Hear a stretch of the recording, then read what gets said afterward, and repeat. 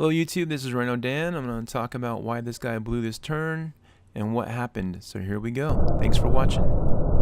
So this turn right here, you can see he was doing pretty good. Throttle on, gas on, bike's doing good. He's going through at about 55 to 60 miles per hour, doing well. It was a 35 mile per hour sweeper, doing excellent. The problem is the rider did not know that in less than 3 seconds of riding time, because in the previous video I timed it was about 3 seconds, he has to scrub off 35 to 40 miles per hour to make this turn. This turn coming up ahead is probably about a 10 mile to 15 mile per hour turn for cars, 25 to 20 mile per hour for motorcycles, and the Harley Davidson isn't really great for lean angles anyway because of the ground clearance restriction. So the rider has been applying the brake for the longest time now in this straightaway. The moment he saw the turn, the rider's been applying brake, trying to scrub off speed. He just didn't scrub off enough speed, didn't brake hard enough, but at the same time he was keeping the bike very stable while he was braking. The rider is now hitting the clutch. He was probably too high of a gear, so he's trying to downshift. Harley Davidsons do not downshift quickly, I can tell you from experience, so you have to wait for the downshift. You can also hear in the audio too that the rider has been rolled off on the throttle for a while he was braking, trying to scrub off as much speed as possible to get the bike ready for the turn.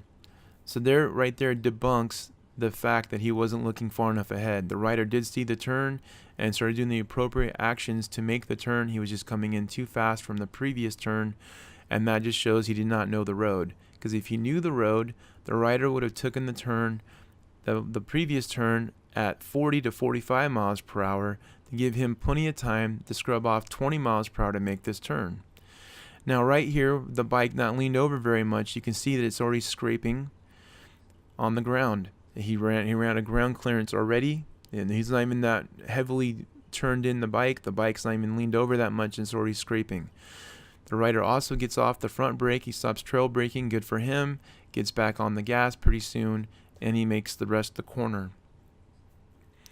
Two things that stands out in my mind with this rider. One, he didn't give up on the turn, which means that he kept looking through the turn, so he wasn't target fixating on everything like trees, houses, the fence, the edge of the dirt, everything. Because this is a helmet cam, so you're looking what the rider's looking at. Even right now, the rider's still looking down the road. He's not looking at these trees. He's not looking at everything else, and he made the turn.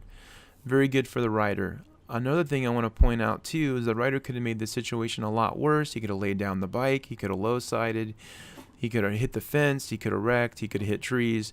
There's a lot of things the rider could have actually got himself in trouble on, and he didn't. So congratulations for the rider for keeping your wits about you and staying calm enough to ride it out and not give up on the turn. Having said that though, I will say this does show some inexperience with the Harley Davidson, because if he was even in too high of a gear, the rider could have got back on the gas and still been giving it gas to the corner, and it would have had enough torque to pull him through. You can definitely tell the rider did not know the bike well enough to know that even in a higher gear, the Harley Davidson would have had enough torque to make it work. That just shows the rider not being experienced on this motorcycle, and that's very evident in this video. The last thing I want to say that I'm really impressed by this rider was the fact that he didn't target fixate on fences. We're gonna go back in the reverse footage and watch the head cam and watch what he's looking at. Another thing is too, someone may say he might have been too tight on the bars. Look how stable those bars are. He's not giving the bars any unnecessary inputs. The bars are actually pretty stable. The rider did a pretty good job of keeping the bike as stable as possible in this bad situation. Again, good job to the rider. Was there mistakes made? Absolutely. Could have been worse? 100% worse. The rider could have wrecked. He could have wrecked the motorcycle. He could have got himself injured. He could have hit the fence. He could have hit a tree. A lot of things could have happened. Not hitting a car head on was lucky that there was no cars coming, but we don't control traffic. Alright guys, I'm wrapping up this video. Thanks for watching. This is my rundown of what happened to this rider and why he went off the road. Thank you very much for watching.